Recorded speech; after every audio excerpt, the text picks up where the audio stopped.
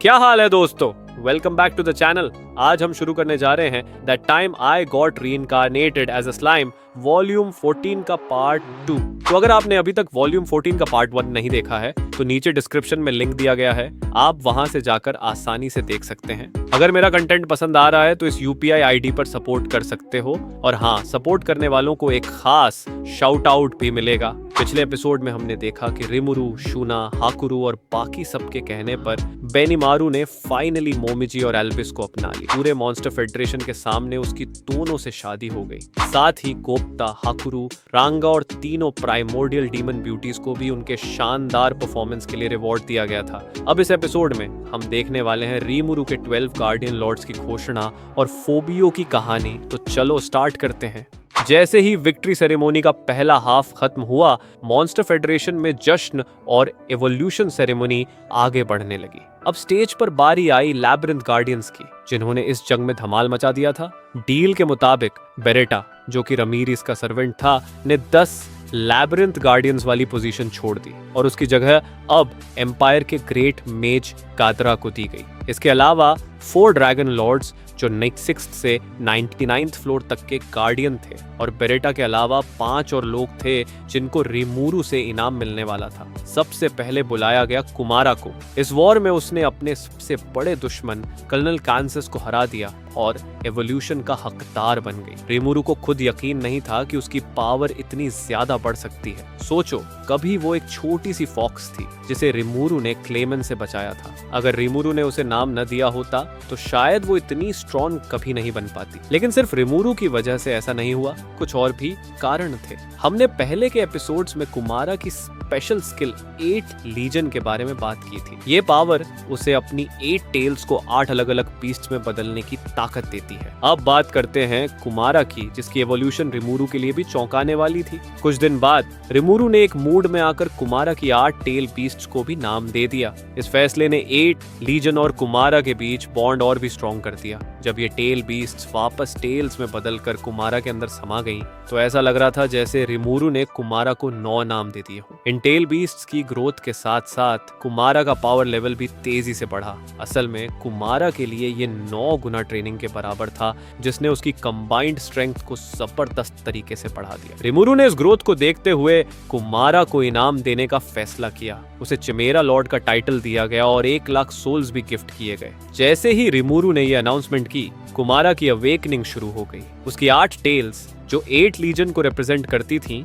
Silver colour की चमक से भर गई। उसके चेस्टनट ब्राउन हेयर अब गोल्डन व्हीट कलर में बदल गए और उसका फिजिकल अपीयरेंस भी ज्यादा ग्रेसफुल और चार्मिंग हो गया। सिर्फ कुमारा ही नहीं, बल्कि उसके 8 लीजन भी एवोल्यूशन से अपग्रेड हो गए और उनकी बढ़ी हुई पावर ने कुमारा को और भी ज्यादा स्ट्रॉन्ग बना दिया। लेकिन इतनी बड़ी एवोल्यूशन के बाद कुमारा की बॉडी ओवरलोड हो गई और वो लो एक्टिविटी मोड में चली गई। मतलब ये कि वो बेहोशी जैसी हालत में थी और खुद को स्टेबल नहीं रख पा रही। ये देखकर रिमुरु ने उसे रेस्ट करने का ऑर्डर दिया और इसी के साथ कुमारा विक्ट्री सेलिब्रेशन से हट गई और गहरी नींद में चली गई। अब बारी थी इंसेक्ट क्वीन आपिटो और इंसेक्ट काइजर जेगियोन की। इन दोनों की कहानी रिमुरु की एक मौज में आकर लिए गए फैसले से शुरू हुई थी। रिमुरु ने इन्हें सिर्फ इसलिए बचाया क्योंकि उसे लगा कि रेयर इंसेक्ट्स को प्रोटेक्ट करना चाहिए। लेकिन किससे पता था कि ये दोनों भविष्य में रिमुरु के सबसे पावरफुल वॉरियर्स बन जाएंगे। ये कहानी मिलिम से पहली मुलाकात से भी पहले की है, जब रिमुरु को जेजियन और आपिटो जंगल में मिले थे। जेजियन, जो उस वक्त राइनोसोरस बीटल जैसा दिखता था और सिर्फ 50 सेंटीमीटर लंबा था, अपने से कई गुना बड़े बी रैंक के मैजिक बीस्ट प्लेट टाइगर से लड़ रहा था। और ये सब वो आपिटो को बचाने के लिए कर रहा था, जो कि बी जैसी थी और मरने की हालत में पड़ी थी। जेजियन खुद भी बहुत बुरी हालत में था, लेकिन फिर भी उसने रिमुरु से लड़ने के लिए कमर कस ली। हालांकि अपिटो ने रिमुरु से मदद की गुहार लगाई। जेजियन की सेल्फ सैक्रिफाइस वाली स्पिरिट देखकर रिमुरु का दिल पिघल गया और उसने इन दोनों को बचाने का फैसला कर लिया। तो हुआ यूं कि रिमुरु ने इन दोनों मैजिकल कीड़ों को बचाया। अपनी खुद की बॉडी से सेल्स यूज करके उनकी जानलेवा चोटों को हील किया और उनके एक्सोस्केलेटन को मैजिस्टील से रिपेयर किया। इसके बाद रिमुरु ने उन्हें नाम दिया जेजियन और आपिटो। तब से आपिटो ने हनी प्रोडक्शन संभाल लिया और जेजियन उसकी रक्षा करने में जुट गया। इसका नतीजा ये हुआ कि मॉन्स्टर फेडरेशन को इतनी शानदार हनी मिली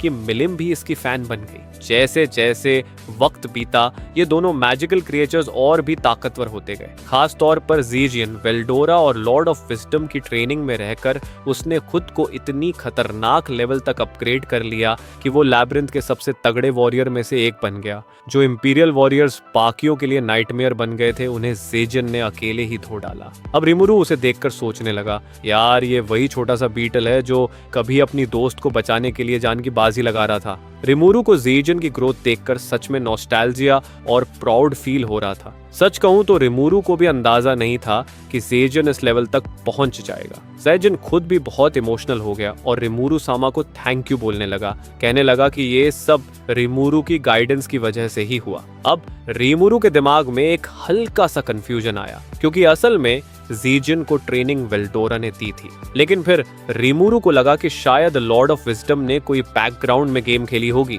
जिससे ज़ेजियन को ये गलत फहमी हो गई। चलो छोड़ो, पब्लिकली इतनी छोटी बात पर करेक्शन देने का कोई मतलब नहीं। इसलिए रिमुरु ने सिर्फ ज़ेजियन की विनम्रता को एक्सेप्ट कर लिया और उसकी मेहनत को सराहा। तूने जो मेहनत की है वो ही तुझे इस लेवल तक लेकर आई है, इसी तरह आगे भी खुद को मजबूत बनाते रहो। फिर रिमुरु ने उसे मिस्ट लॉर्ड का टाइटल दिया। ज़ेगियन रिमुरु की तरफ देखता ही रह गया, पूरी तरह इमोशनल। वो कांपते हुए रिमुरु को प्रणाम करता है और अपने संकल्प को और मजबूत कर लेता है। अब और ज्यादा मेहनत करूंगा। इसके बाद रिमुरु ने उसे 1,00,000 सोल्स दी और उसका अवेकनिंग प्रोसेस स्टार्ट हो गया। अब ज़ेजियोन का एक्सोस्केलेटन, जो पहले से ही लेजेंडरी आर्मर के बराबर था, अल्टीमेट मेटल हीरो केन में अपग्रेड हो गया। अब उसमें इतनी खतरनाक लॉज एम्बेड हो चुके थे कि उसकी बॉडी मिथिकल इक्विपमेंट जैसी हार्ड बन गई। मतलब ये कि कुरोबे, जो मॉन्स्टर फेडरेशन का सबसे बड़ा ब्लैक स्मिथ था, वो भी सिर्फ लेजेंडरी वेपन्स बना सकता था। लेकिन ज़ेजियन भाई, उसका तो ये हाल था कि अगर वो अपने ही हाथ को तलवार की तरह यूज कर ले तो बेनिमारू, हाकुरू और बाकी सबकी तलवारों से भी ज्यादा पावरफुल निकले। ज़ेजियन की इवोल्यूशन यहीं खत्म नहीं हुई थी। उसकी मैजिकल कैपेसिटी अब ट्रू डीमन लॉर्ड के लेवल पर पहुंच चुकी थी। और सबसे बड़ी बात, उसे एक असली अल्टीमेट स्किल मिला था, लॉर्ड ऑफ फैंटेसी। इसमें एक खतरनाक world system ability, fantasy world थी, जो रिमुरु के पास भी नहीं थी। ये एबिलिटी ज़ेजियन को अपनी मनचाही एनवायरनमेंट बनाने की पावर देती थी, जिसमें दुश्मन की किस्मत भी वही तय करता। वर्ल्ड सिस्टम असल में उन स्किल्स को कहते हैं जो यूजर को खुद की अलग दुनिया बनाने की पावर देती है। दूसरी तरफ आपिटो, जो अवेकनिंग के लिए क्वालिफाई नहीं कर पाई थी, उसे ज़ेजियन से ब्लेसिंग्स मिली। रिमुरु ने उसे एक और बड़ा तोहफा दिया, उसके उन डिमोनिक बग्स की सोल्स जो वॉर में मारे गए थे और जिनके पास रेजरेक्शन ब्रेसलेट नहीं था। जैसे ही अपिटो की बॉडी ने उन सोल्स को अब्सॉर्ब किया, वो पूरी तरह से डिसइंटीग्रेट हो गई और फिर से रीबर्थ लेकर पहले से भी ज्यादा ताकतवर बन गई। हालांकि अपिटो को कोई अल्टीमेट स्किल नहीं मिली, लेकिन उसे एक यूनिक स्किल मिला, मदरली क्वीन, जिसकी पावर ग्रेट्स इन सीरीज की स्किल्स के बराबर थी। इस स्किल से अपिटो अब इंसेक्टॉइड कैरेक्टरिस्टिक्स वाले मैजिन्स बना सकती थी, जिससे मॉन्स्टर फेडरेशन की ताकत और भी ज्यादा बढ़ गई और इस नए मैजिन ग्रुप की अनडिस्प्यूटेड क्वीन बनी अपिटो। इतना ही नहीं, अपिटो की एबिलिटी से 9 पावरफुल इंसेक्टॉइड मैजिन्स भी बने, जिन्हें बाद में रिमुरु ने 1 to 9 नाम दिया। अब ज़ेजियन और अपिटो लैब्रिंथ की इंसेक्टॉइड रेस के किंग और क्वीन बन गए। अब बारी थी अनडेड किंग एडलमन और उसके 2 जबरदस्त सबऑर्डिनेट्स एल्बर्ट और अनडेडन ड्रैगन को रिवॉर्ड देने की। हालांकि ये तीनों अपनी फाइट जीत नहीं पाए थे, लेकिन ये उनकी कमजोरी की वजह से नहीं हुआ था। असल में एल्बर्ट की सोर्ड क्वालिटी में एनिमी से कम थी और कृष्णा ने इसी को उसकी वीकनेस बना लिया, जिससे सोर्ड टूट गई और उन्हें हार का सामना करना पड़ा। रिमुरु को पता था कि ये उनकी गलती नहीं थी, इसलिए उसने इस हार के लिए उन्हें जिम्मेदार नहीं ठहराया, बल्कि रिमुरु ने एडलमन की मैजिक स्किल्स और एल्बर्ट की सोर्ड्समैनशिप की खूब तारीफ की। उसने माना कि इनका कंटिन्यूअस इंप्रूवमेंट और डेडिकेशन बाकी सभी के लिए एक एग्जाम्पल था। रिमुरु की तारीफ सुनकर एडलमन इतना फ्लस्टर्ड हो गया कि उसने खुद को रिमुरु के सामने कुछ भी नहीं माना। रिमुरु को अंदर से हंसी आई, क्योंकि असली मास्टरमाइंड वो नहीं बल्कि लॉर्ड ऑफ विजडम थी। लेकिन रिमुरु ने इस मिसअंडरस्टैंडिंग को ठीक करने की कोई जरूरत नहीं समझी। रिमुरु ने एडलमन को इनकरेज करते हुए वादा किया कि वो उसे और भी ज्यादा पावर देगा ताकि वो और ग्रो कर सके। एडलमैन ये सुनकर इतना भावुक हो गया कि उसकी आंखों में आंसू आ गए। उसे लगा कि हार के बावजूद उसे इतनी बड़ी रिवॉर्ड मिल रही है, और इसी ग्रेटिट्यूड में उसने कसम खाई कि अगर रिमूरू के लिए अपनी जान भी देनी पड़ी तो वो पीछे नहीं हटेगा। एडलमैन की इस लॉयल्टी को देखते हुए रिमूरू ने उसे गहना लॉर्ड का टाइटल दिया और उसकी अवेकनिंग शुरू कर दी। एल्बर्ट, जो एडलमैन का रिटेनर था, उसे भी रिमूरू ने एक बड़ी ब्लेसिंग दी, मिथोलॉजिकल आर्मर जो वॉर के स्पॉइल्स में मिली थी। साथ ही उसे डेथ पैलेडिन बनाया गया, जिससे वो अब लाइफ स्पैन की लिमिटेशन से पूरी तरह फ्री हो गया। रिमूरू को अडालमैन के सबऑर्डिनेट अनडेथ ड्रैगन की भी याद आई। लॉर्ड ऑफ विजडम की हेल्प से रिमूरू ने उसकी डिटेल्ड एनालिसिस की और फिर उसे 5000 सोल्स यूज करके पर्सनली एक नाम दिया, हेल ड्रैगन किंग वेंटी। लेकिन जैसे ही नेमिंग पूरी हुई, एक शॉकिंग ट्रांसफॉर्मेशन शुरू हो गई। 20 मीटर लंबा वो फियरसम अनडेड ड्रैगन धीरे धीरे श्रिंक होने लगा और आखिर में वो डार्क आउटफिट पहने एक खूबसूरत लड़की में बदल गया। रिमूरू इस सडन ट्रांसफॉर्मेशन से शॉक्ड था, लेकिन इससे पहले कि वो कुछ कहता, वेंटी ने खुशी से रिमूरू को डिवाइन बेनिफैक्टर रिमूरू सामा कहकर धन्यवाद दिया। अदलमन की तरह वेंटी भी रिमूरू को भगवान की तरह मानने लगी, और अब उसकी पेटीट फिगर में पहले वाले ऑनडेड ड्रैगन की कोई भी मैजेस्टी बाकी नहीं थी। रिमूरू ने खुद को संभालते हुए अपने काम एक्सप्रेशन को बनाए रखा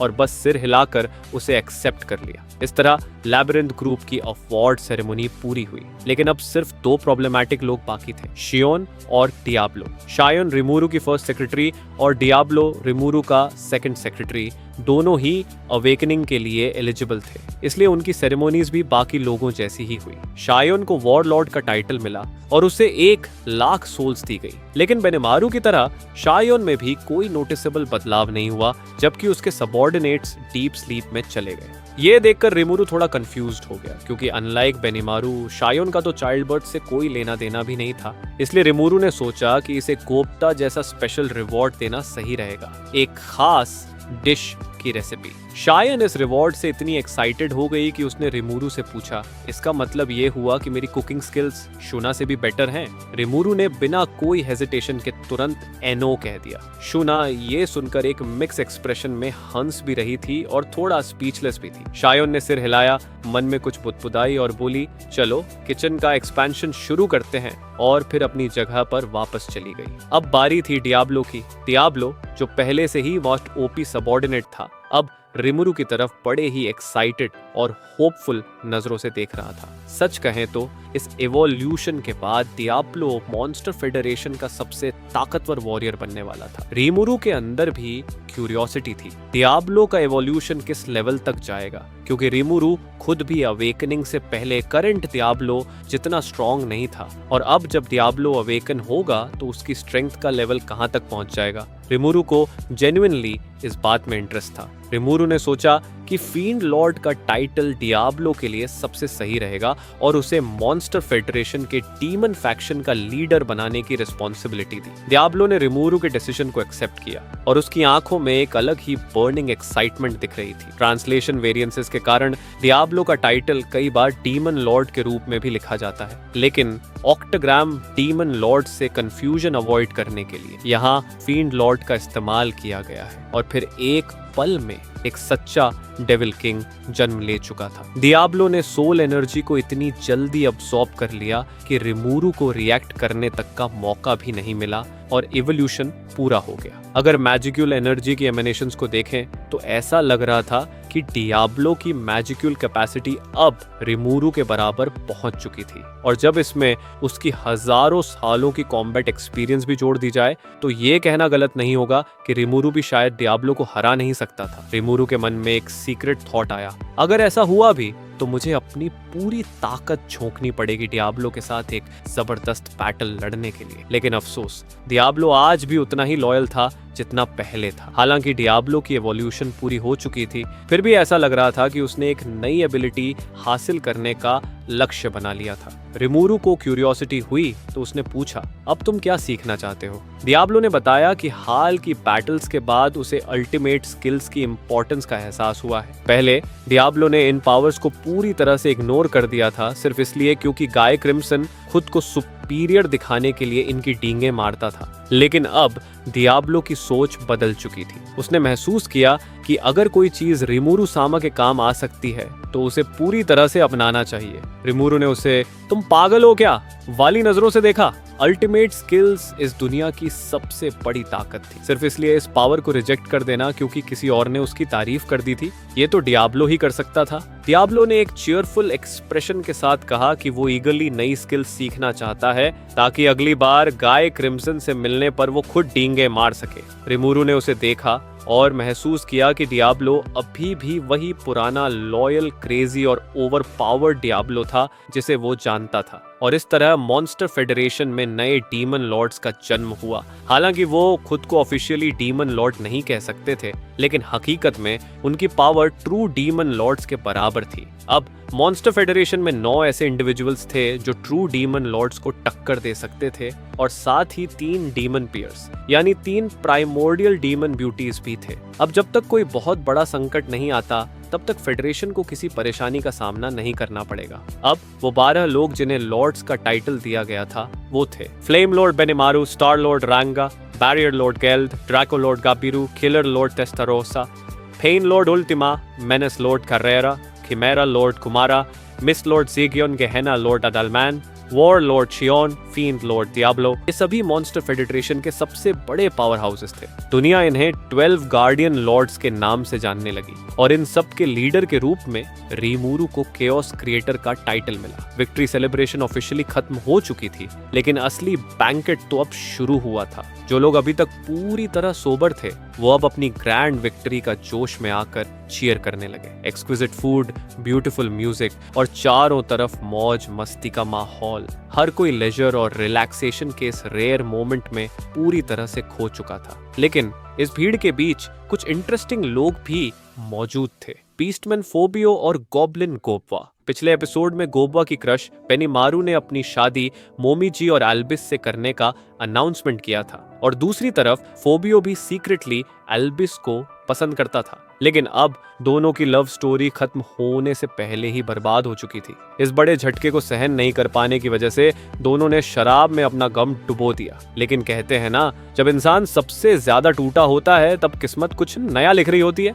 और फिर इसी डिसअपॉइंटमेंट के दौरान दोनों के बीच कुछ ऐसा हुआ जो किसी ने नहीं सोचा था। अल्कोहल के असर में और एक दूसरे को कंफर्ट करते हुए ये 2 रिजेक्टेड सोल्स किसी अजीब ट्विस्ट के साथ करीब आ गए। लव सच में मिस्टीरियस तरीकों से काम करता है। जब रिमूरू ने इस गॉसिप को सुना तो उसके अंदर इरिटेशन की एक लहर दौड़ गई, लेकिन इस सब के बावजूद बैंकेट की मस्ती अपने चरम पर पहुंच रही थी। ऑलराइट, इस वीडियो के लिए बस इतना ही। नेक्स्ट एपिसोड में हम बात करेंगे सबसे ताकतवर डीमन लॉर्ड गाय क्रिम्सन की अराइवल के बारे में, वेल्डोरा की बड़ी बहन और सबसे स्ट्रॉन्ग ट्रू ड्रैगन वेल्जार्ड के बारे में। अगर आपको वीडियो पसंद आई हो तो लाइक, कमेंट और सब्सक्राइब करना मत भूलना। आपका सपोर्ट ही इस चैनल को ग्रो करेगा। मिलते हैं नेक्स्ट वीडियो में।